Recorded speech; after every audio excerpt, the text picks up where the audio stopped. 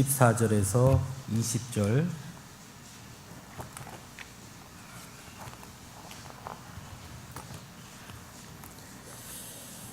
찾으신 줄 알고 제가 봉독하겠습니다. 요한이 잡힌 후 예수께서 갈릴리에 오셔서 하나님의 복음을 전파하여 이르시되 때가 찼고 하나님의 나라가 가까이 왔으니 회개하고 복음을 믿으라 하시더라. 갈릴리 해변으로 지나가시다가 시몬과 그 형제 안드레가 바다에 그물 던지는 것을 보시니 그들은 어부라. 예수께서 이르시되 나를 따라오라. 내가 너희로 사람을 낚는 어부가 되게 하리라 하시니 곧 그물을 버려두고 따르니라. 조금 더 가시다가 세베대 아들 야고보와 그 형제 요한을 보시니 그들도 배에 있어 그물을 깁는데 곧 부르시니 그 아버지 세베대를 품꾼들과 함께 배에 버려두고 예수를 따라가니라. 아멘. 마가복음은 성경에 있는 복음서 중에서 가장 짧은 분량을 가진 복음서이죠. 그 외에 마가복음은 다른 복음서와 다른 몇 가지 좀 특징이 있습니다. 첫째로는 마가복음에는 예수님의 탄생에 관한 이야기나 세례 요한의 탄생에 관한 이야기가 등장하지 않는다는 것이고요. 또 세례 요한의 사역에 대해서도 아주 간단하게 언급할 뿐 아주 구체적으로 자세하게 기록하지 않고 있습니다. 어쩌면 이것은 마가복음의 저자는 마가복음을 통해서 오직 예수님의 공생에 그리고 그 예수님의 가르침에 집중하고자 했던 것은 아닌가 하는 생각이 들 만큼 다른 부차적인 내용들은 거의 대부분 생략되어 있는 것을 보게 됩니다. 특별히 오늘 우리가 읽은 이 마가복음 1장에서도 다른 복음서들과 좀 다른 특징이 분명히 나타나는데요. 마태복음이나 누가복음처럼 예수님의 계보, 예수님의 족보가 등장하지 않는다는 것입니다. 마태복음이 예수님의 족보를 기록하면서 아브라함부터 시작함으로써 예수님께서 바로 구약에서 약속하신 그 메시아이심을 증명하려는 의도를 보이는 것과 다르게 마가복음에는 그런 내용이 없습니다. 또 누가복음에서는 예수님의 족보를 통해 예수님께서 하나님이심을 증명하려는 의도를 보이는 것처럼 예수님의 족보가 하나님께까지 이어져 있는 것을 보여주는데요. 마가복음에는 역시 그러한 내용도 없습니다. 그와 반대로 마가복음의 시작은 아주 간단 명료한 선언으로 시작합니다. 우리가 보는 것처럼 마가복음 1장 1절에 보면 예수님이 하나님의 아들이시고 그리스도라는 것이 곧 복음이다라는 것을 분명하게 선언하고 있습니다. 어쩌면 마가는 그 복음이라는 것은 결코 논쟁거리가 될 수 없는 진리다라고 강하게 선언하는 것은 아닌가 하는 생각이 듭니다. 마가복음 1장 1절 하나님의 아들 예수 그리스도의 복음의 시작이라는 이 말씀을 공동번역 성경에서는 이렇게 번역했습니다. 하나님의 아들 예수 그리스도에 관한 복음의 시작이라고 번역해 놨습니다. 즉 마가복음은 철저하게 예수 그리스도에 관한 복음에 집중하고 있다라는 것을 말하고 있는 것이죠. 그런 의미에서 우리가 오늘 읽은 이 본문은 예수님의 사역의 시작을 소개하는 것처럼 보이지만 실상은 좀 더 세밀하게 살펴보면 그 안에 예수님의 사역의 전체 내용을 요약하고 있는 것처럼 보이기도 한다는 것입니다. 특별히 우리가 오늘 읽은 이 본문은 마태복음 4장 17절에서 22절의 내용과 매우 흡사한 내용을 담고 있습니다. 무엇보다 이야기의 전개 과정이 매우 흡사합니다. 마태복음에도 예수님께서 광야에서 시험을 마치신 후 그리고 세례 요한이 잡힌 후 공생애를 시작하시면서 천국이 가까이 왔음을 선포했고 그 이후에 첫 번째 제자들을 부르신 것으로 증거하고 있습니다. 오늘 우리가 읽은 마가복음의 말씀과 거의 비슷한 이야기의 전개 흐름이죠. 하지만 그럼에도 불구하고 이 마태복음과 오늘 우리가 읽은 이 마가복음에는 몇 가지 차이점 또한 보인다는 것입니다.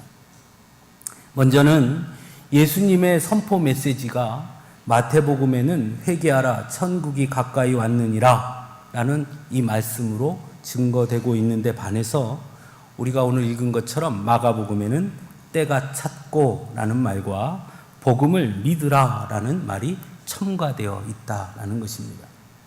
두 번째로는 마태복음에서는 회개하라 천국이 가까이 왔느니라 해서 회개하라가 먼저 등장하는 데 반해서 오늘 우리가 읽은 이 마가복음에는 회개하라 라는 말씀이 하나님의 나라가 가까이 왔으니 다음에 등장하고 있다는 것입니다.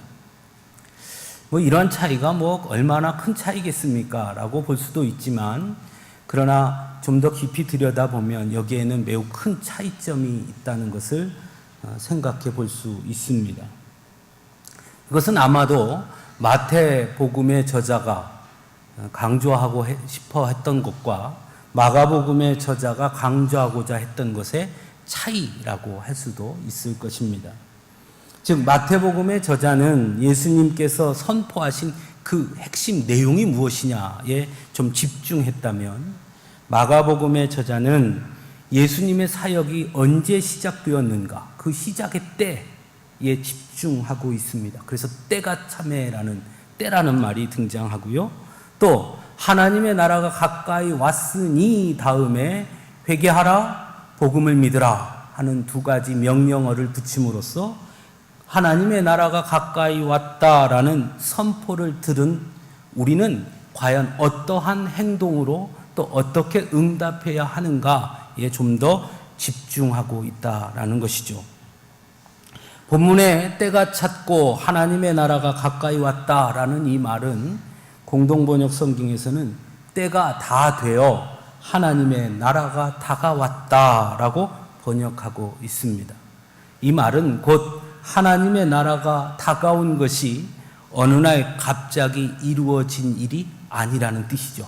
때가 다 되었다는 것이니까요.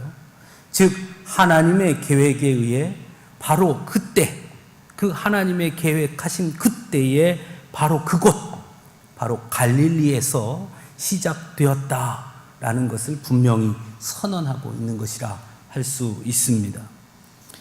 그것은 하나님의 나라가 가까이 왔으니 라는 선포 앞에 예수님의 광야에서의 시험과 세례 요한에 잡힌 사실을 직시하고 있는 것을 보아도 알 수 있는데 곧 세례 요한이 잡혔다라는 사실을 통해서 예수님의 길을 예비하기 위해 왔던 세례 요한의 사역이 맞춰졌다라는 것을 분명하게 이야기하고 있고요. 또 광야에서의 시험을 마침으로써 이미 예수님께서 사탄을 굴복시키셨다라는 것을 분명하게 보여주고 있습니다. 즉 예수님의 길을 예비하러 왔던 세례 요한의 사역이 마쳐진 그때가 참에 예수님께서 이미 사단의 머리를 밟아 굴복시킨 바로 그때 하나님의 나라가 임하게 된다라는 분명한 말씀을 주고 있는 것이죠.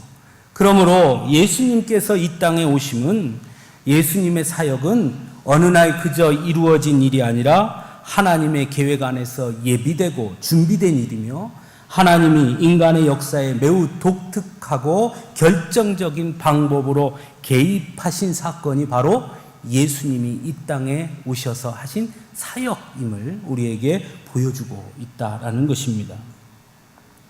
또 한 가지 이 오늘 본문에서 우리가 좀 생각해 봐야 할 것은 하나님의 나라라는 표현입니다. 앞에서도 말씀드린 것처럼 마태복음에서는 마가복음과 달리 천국이라는 단어를 사용함으로써 말 그대로 번역하면 하늘나라가 되겠지요. 하늘나라가 가까이 왔다. 그래서 어떤 사람들은 하늘이라는 의미를 봐서 그것이 장소적 의미로 오해할 수 있는 소지가 있지만 그러나 여기서 하늘이란 의미는 단순한 공간, 장소의 의미라고 보기보다는 하나님이 거하시는 곳이라는 의미로 봐야 하고 그런 의미에서 천국이나 하나님 나라 모두가 다 하나님이 거하시는 하나님의 통치가 임하는 하나님이 통치하시는 곳 사건이라고 볼 수 있어야 한다는 것입니다. 그러므로 예수님께서 하나님의 나라가 가까이 왔다고 선포하심으로 사역을 시작하셨다는 것은 곧 예수님이 이 땅에 오심은 진정한 왕이신 하나님께서 자신의 아들 예수 그리스도를 통하여 이 땅에 개입하실 것이고 통치하실 것임을 분명하게 드러낸 사건이라는 것을 강조하고 있는 것입니다. 진정한 왕이 이 땅에 오셨다. 이제 그 왕이 이 땅을 통치할 것이다 라고 선언하고 계신 것이죠. 이런 오늘의 말씀을 통해서 우리 몇 가지 사실을 기억할 수 있어야 합니다. 먼저는 하나님은 하나님의 계획대로 이루시는 분이라는 사실입니다. 어느 것 하나도 그저 우연히 마음대로 하지 않으시는 분이라는 것이죠. 하나님께서 자신의 아들 예수 그리스도를 이 땅에 보내신 때에도 하나님의 계획은 완전히 세워져 있었고 그 계획에 따라 이 땅에 자신의 아들을 보내주셨다. 그것이 곧 때가 참해라는 말씀 속에 담겨 있는 것이죠. 그런 측면에서 저는 이 말씀을 보면서 이런 생각을 한번 해봤습니다. 우리가 하나님의 자녀가 된 것은 그러면 무엇일까 하는 것입니다. 우리가 이 하나님의 자녀가 된 것은 어떤 것일까요? 그것은 우연히 된 것일까요? 어느 날 갑자기요? 저는 그것도 분명히 하나님의 계획하심 안에 있는 일이라 생각합니다. 즉 하나님의 계획 안에서 이루어진 사실이라는 것이죠. 그래서 시편 22편 기자는 이렇게 노래합니다. 내가 날 때부터 주께 맡긴 바 되었고 모태에서 나올 때부터 주는 나의 하나님이 되셨나이다. 그렇게 노래합니다. 즉 나의 모든 것이 하나님의 계획하심 안에 하나님의 뜻 안에 이루어진 일이라 라고 고백하고 있는 것이죠. 이렇게 생각해 보면, 이렇게 말씀을 다시 한번 되짚어 보면, 사랑하는 성도 여러분, 우리가 그렇게 우스운 존재가 아니라는 것입니다. 우리는 하나님의 계획 안에 있는 존재라는 사실입니다. 비록 지금 우리의 모습이 좀 볼품없어 보인다 할지라도, 또 세상의 잣대로 볼 때 지극히 평범하고 또는 때로는 너무나 연약해 보일지라도 하나님의 계획 안에 우리가 있음을 기억한다면 주눅들 필요는 없겠지요. 오히려 당당하고 자신감 있게 설 수 있어야 하지 않겠습니까? 왜냐하면 나는 하나님의 계획 안에 있는 존재이니 말입니다.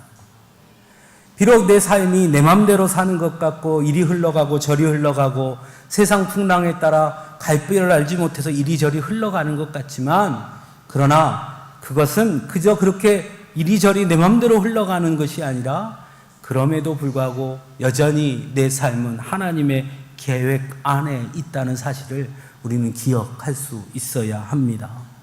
그래서 세상의 잣대 앞에 주눅들지 말고 만왕의 왕이신 하나님의 계획 안에 있는 하나님의 자녀라는 사실을 날마다 되새김으로써 자신감을 가질 필요가 있습니다. 너희들이 나를 우습게 봐도 나는 비록 부족하지만 그런 나는 여전히 하나님의 계획 안에 있는 존재다. 이렇게 고백하면서 말입니다. 여러분들이 그런 믿음을 갖는 귀한 성도님들이 되시기를 간절히 바랍니다. 다음으로 하나님의 나라가 가까이 왔으니 그 다음에 회개하고 복음을 믿으라 라는 말씀입니다. 마가는 하나님의 나라가 가까이 왔으니 라는 말 다음에 이 두 가지를 붙였습니다. 회개하라, 복음을 믿으라. 왜 그랬을까?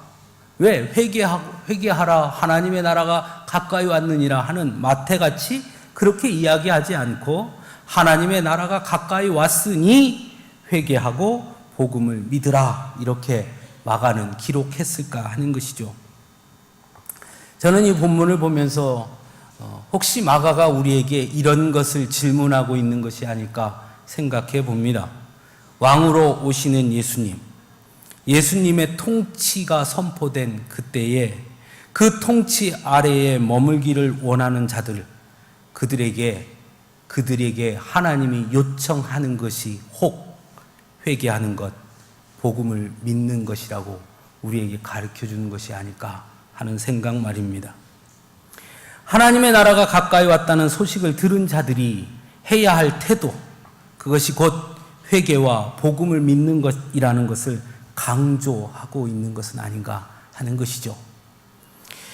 그것은 이어서 예수님의 제자들, 첫 번째 제자들이 예수님의 부르심을 받는 장면, 그리고 제자들이 예수님의 부르심에 따라 따라가는 그 장면을 등장시킨 것을 봐도 어느 정도 충분히 이해할 수 있는 내용이다 하는 생각을 해봅니다. 누가복음에는 예수님의 첫 번째 제자들이 예수님께 부름을 받은 이들이 동일하게 등장합니다. 그런데 누가복음은 좀 다르게 등장합니다. 누가복음에는 예수님의 첫 번째 제자들의 부름 앞에 이미 예수님께서 갈릴리 회당에서 가르치셨고 여러 사람에게 칭송을 받았다라고 증거하고 있습니다. 즉 예수님의 제자들이 처음 예수님을 만나기 이전에 예수님에 대한 소식들을 들을 수 있었다는 것이죠. 또한 예수님께서 이 첫 번째 제자들을 부르시기 전에 더러운 귀신 들린 사람을 고치시는 기적을 행하셨다고 분명히 누가복음엔 기록하고 있습니다. 그러니까 예수님의 놀라운 기적에 관한 이야기도 충분히 들을 수 있었다 할 수 있을 것입니다. 더 큰 차이는 예수님의 부르심을 받은 첫 번째 제자들에게 대해서 누가복음에는 예수님께서 그들에게 가서 깊은 데로 가서 그물을 내리라 했고, 그들이 밤이 새도록 한 마리도 낚지 못했던 그들이 예수님의 말씀대로 깊은 곳에 가서 그물을 던졌더니 고기가 차고 넘치게 고기를 낚는 엄청난 기적을 경험하게 된다는 것입니다. 그리고 나서 그 경험 앞에서 무릎 꿇고 나는 죄인입니다, 나를 떠나소서 고백하고 예수님의 부름을 받고 예수님을 따라갔다고 누가는 그렇게 증거하고 있습니다. 어떻게 보면 누가복음에서 기록하고 있는 첫 번째 제자들은 곧 예수님에 대한 놀라움과 경이로움, 그의 기적, 그의 가르침, 그의 권세, 그 앞에 반응하여서 쫓아간 것처럼 보여질 수도 있습니다. 하지만 오늘 우리가 함께 본 본문에서는 예수님의 첫 번째 제자들의 부르심 앞에는 아무런 장치가 기록되어 있지 않습니다. 모두가 다 생략되어 있습니다. 오히려 그들은 예수님의 가르침이나 능력 행하심을 체험하기도 전에 예수님께서 단순히 나를 따라오라 부르셨고 내가 너희를 사람을 낚는 어부가 되게 하리라는 약속을 주시자 그들은 오늘 본문에 보면 곧 그물을 버려두고 따랐다라고 증거하고 있다라는 것입니다. 어떻게 고기를 낚던 어부들이 이처럼 예수님의 첫 번째 부름에 흔쾌히 응답했느냐 하는 것이죠. 마가는 이 사실을 통해서 앞부분에 있는 하나님의 나라가 가까이 왔으니 회개하고 복음을 믿으라 라는 말씀을 이 제자들의 행동을 통해 우리에게 보여주고 있다라는 것입니다. 여기서 주목할 것은 마가복음의 저자가 이들이 예수님을 따를 때에 앞에 곧이라는 단어를 매우 강하게 강조하고 있다는 것입니다. 이것은 곧 하나님의 나라가 가까이 왔다는 소식을 들은 자들, 즉 예수의 복음의 선포를 들은 자들의 결단과 순종의 행동이 즉시 이루어졌음을 우리에게 보여주고 있습니다. 머뭇거리지 않았다는 것이죠. 다시 말하면 하나님의 나라가 가까이 왔다라는 선포 앞에서 행해야 할 회개와 복음을 믿는 행동은 다른 것이 아니라 곧 예수님의 첫 번째 제자들이 행동했던 것처럼 자신의 것을 버리고 예수를 즉시 따르는 것이라는 것을 강조하고 있다는 것입니다. 사랑하는 성도 여러분, 우리는 믿음을 참 많이 이야기하죠. 우리 다 믿음의 공동체고요. 어쩌면 신앙인들이 제일 많이 쓰는 말 중에 하나가 믿음이라는 말일 겁니다. 아, 그 사람 참 믿음 좋아. 아이, 믿음으로 해야지. 믿음대로 된다고 했잖아. 많이 씁니다. 그런데 정작 그 믿음이 무엇이냐라고 말하면 실체가 없는 경우가 많습니다. 믿음으로 해야지. 그 믿음이 뭔 믿음입니까? 그러면 그 있잖아요. 그 믿음. 이러는 거죠. 그런 면에서 오늘 본문은 우리에게 믿음이 무엇인지 가르쳐주고 있는 것은 아닌가 생각해 봅니다. 즉 믿음은 하나님 나라가 가까이 왔다는 그 선포 앞에 자신의 것이 아닌 하나님의 뜻을 쫓는 것이 믿음이라는 것입니다. 믿음은 복음의 소식 앞에서 이리저리 미루고 핑계대는 것이 아니라 즉시 결단하고 순종하는 것이 곧 믿음의 행동이라는 것입니다. 그러므로 예수님의 말씀을 들은 자라면, 그래서 우리가 믿음의 사람이라고 말한다면 우리는 즉시 주님의 말씀 앞에서 우리의 손에 쥐고 있는 세상의 것들에 대한 욕심과 욕망을 버리고 세상을 따라가던 길을 돌이켜서 예수를 쫓아갈 수 있어야 한다는 것입니다. 그것이 예수님의 말씀 앞에 서 있는 믿음의 사람들의 행동이 되어야 한다는 것이죠. 사실 우리가 과연 그렇게 하고 있는가? 저부터 질문해 보면 참 너무나 부끄럽지요. 저는 오늘 이 본문을 읽으면서 이 곧이라는 말이요, 너무 눈에 거슬렸습니다. 그것만 어떻게 빠져 있어도 좀 괜찮을 것 같은데, 나를 따라오너라. 예수의 제자들이 배와 그물을 버려두고 예수를 쫓았더라. 이 정도만 돼도 괜찮을 것 같은데, 나를 따라오너라 하니 이 곧이라는 말이 너무너무 부담스러웠습니다. 하나님은 우리에게도 베드로와 안드레와 야고보를 부르셨듯이 처음 주님을 만났을 때, 우리가 주님을 만났을 때 우리 주님은 여전히 우리들에게도 동일하게 말씀하셨을 겁니다. 최 집사야, 나를 따라오너라 하셨단 말이죠. 김 집사야, 나를 따라오너라 분명히 하셨을 거예요. 조 목사야, 나를 따라오너라 분명히 하셨을 거예요. 그때 나는 곧을 빼먹고 싶지 않았을까요? 어쩌면 그래서 지금까지도 그러고 있는 것은 아닐까요? 하는 생각을 해보게 됩니다. 예, 가야지요. 압니다. 갈 겁니다. 아이, 제가 어디로 가겠습니까? 당연히 주님 따라가지요. 그런데 잠깐만 기다려 주십시오. 제가 바쁜 일이 좀 있어서, 제가 좀 할 일이 있어서. 여기 지금 아버지까지 나와 있는데 일단 아버지 집에 모셔다 드리고 주변 정리하고요. 우리는 그 곧이라는 말을 자꾸 외면했던 것 아닐까. 오늘 마가는 우리에게 아주 강하게 도전하고 있습니다.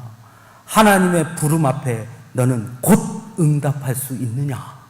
그것이 진짜 믿음이다. 내가 정말 하나님의 나라가 가까이 왔다고 믿느냐? 그러면 곧 결단하고 곧 순종하고 곧 따라야 하는 것이다. 미루는 것 아니다. 우리에게 그렇게 도전하고 있습니다. 마지막으로 오늘 본문에서 또 한 가지 생각해 볼 것은, 예수님께서 제자들에게 나를 따라오너라 하셨고, 그리고 나서 그 말로 끝인 것이 아니라 내가 너희로 사람을 낚는 어부가 되게 하리라 라고 말씀하셨다는 사실입니다. 회개하고 복음을 믿는다는 것, 그게 뭘까?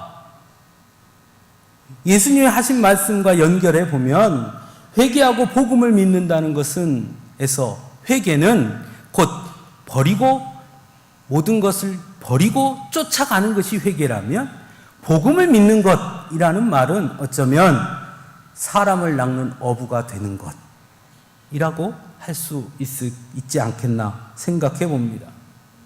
사람을 낚는 어부가 되게 하리라, 이 말씀에는 예수님의 제자들을 향한 계획이 담겨 있죠. 내가 너희를 제자로 부른 것은 그냥 부른 게 아니야. 나의 계획이 있어. 내 목적이 있어. 라고 말씀하시는 거죠. 그리고 이 계획과 이 목적은 또한 우리를 향한 계획이기도 하고 목적이라고도 저는 믿습니다. 오늘날 한국교회 문제들을 많이 이야기하지요. 저는 그 중에 아주 큰 문제 중에 하나는 우리 한국교회가 너무 개인 구원에만 집중되어 있다는 것입니다. 내가 잘 되고 우리 집이 잘 되고 내가 천국 가고 우리 교회가 부흥하는 거에만 집중되어 있습니다. 그렇다면 예수님의 제자들에게 적용시켜보면 베드로와 안드레와 야고보가 예수님의 제자가 됐다는 것만으로 끝난 것 아닙니까? 근데 예수님은 예수님의 제자가 된 것으로 끝내지 않습니다. 사람을 낚는 어부가 돼야 된다는 겁니다.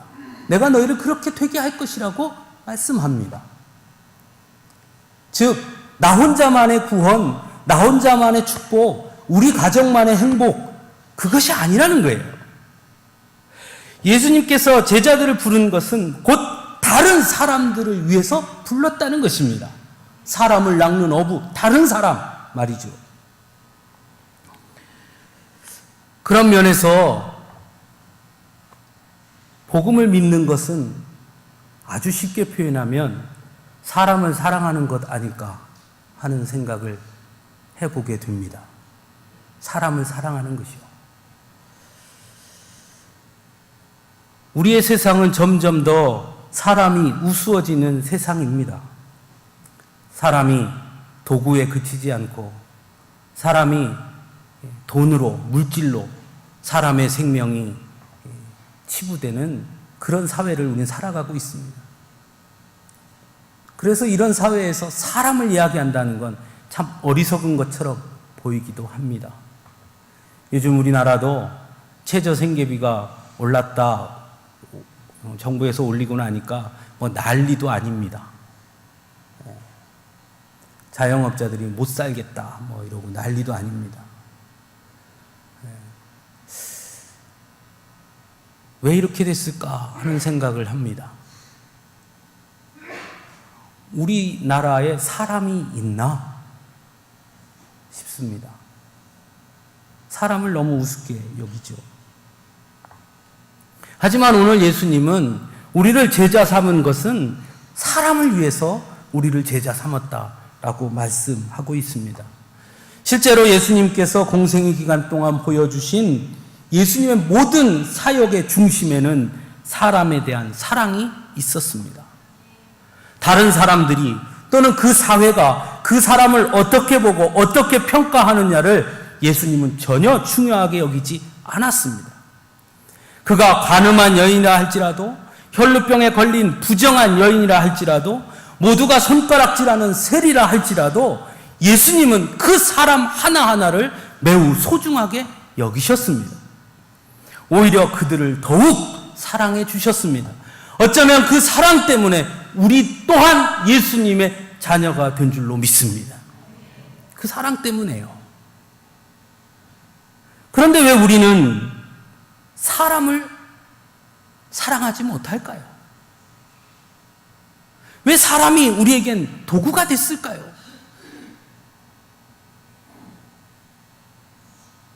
저야 사업을 안 하니까 잘 모르겠지만요. 사업주가 자기의 노동자들을 사람으로 여기면 안 되는 것입니까? 노동자들은 자신의 사장을 사람으로 여기면 안 되는 것입니까?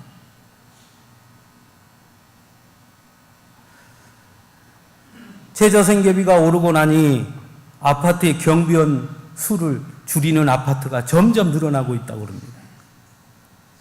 한 가정에 기껏해야 2,000원, 3,000원 더 부담하면 그저 같이 할 수 있는데 그 한 사람이 2,000원, 3,000원이 안 되는 겁니까? 너무나 안타깝지 않습니까? 복음을 믿는다는 것, 하나님의 나라가 가까이 왔다는 것, 여러분 그것은 대단한 일을 하는 것이 아닙니다. 우리 주변에 있는 사람을 사랑하는 것부터 해야 하는 것입니다. 누구든지 하나님을 사랑하노라 하고 그 형제를 미워하면 이는 거짓말하는 자니 보는 바 그 형제를 사랑하지 아니하는 자는 보지 못하는 바 하나님을 사랑할 수 없느니라. 요한 1서 4장 20절 말씀. 여러분, 우리가 무섭게 받아들일 수 있어야 합니다. 그것이 복음이에요.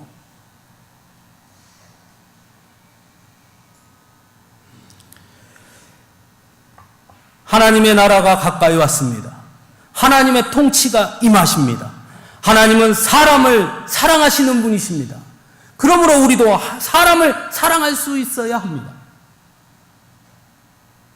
조금 냄새 난다고 해서 제끼고, 조금 무식하다고 해서 제끼고, 나랑 성향이 안 맞는다고 해서 제끼고, 나랑 지역이 다르니까 밀어내고, 나랑 수준이 안 맞으니까 밀어내고, 옆에 있으면 계속 내가 뭔가 도와줘야 될 것 같으니까 귀찮아서 밀어내고, 그 사람 때문에 내가 좀 손해볼 것 같으니 밀어내고, 하나님의 통치가 임하는 것을 믿는다면 그런 행동은 우리 앞에 있어서는 안 될 것입니다.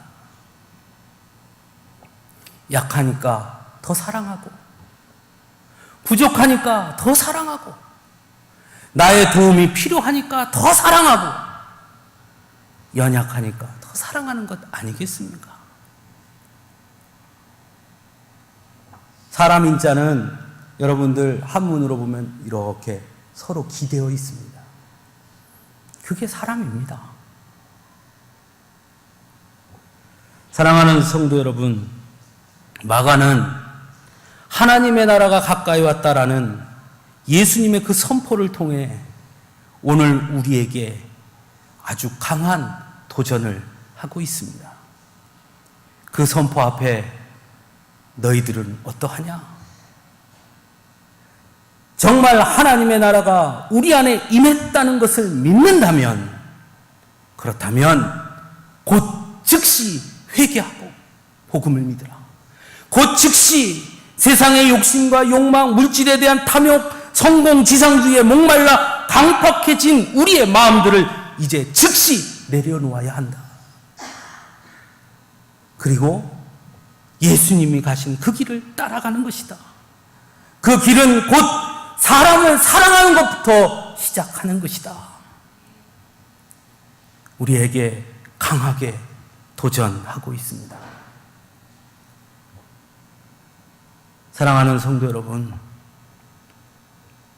하나님은 여러분을 향한 계획을 갖고 계십니다. 누구보다 여러분을 사랑하십니다.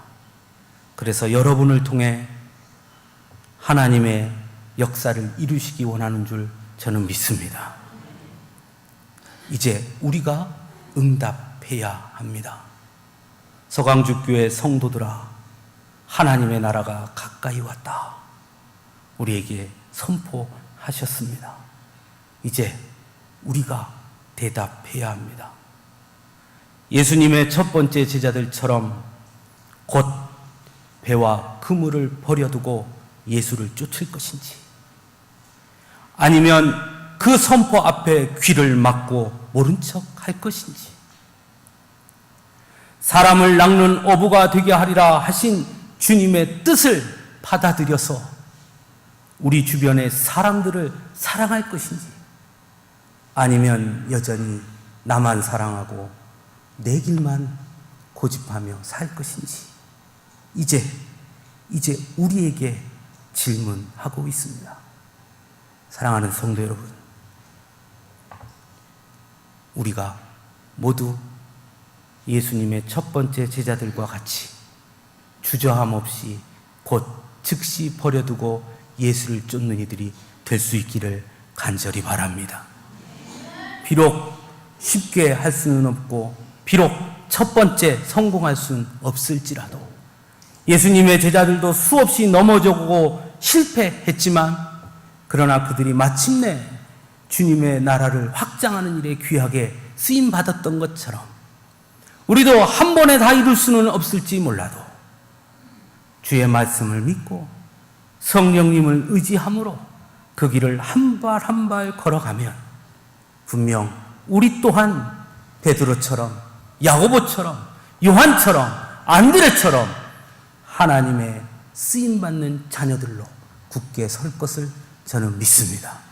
우리 모두 그 영광의 자리에 서게 되기를 간절히 바랍니다. 함께 기도하겠습니다.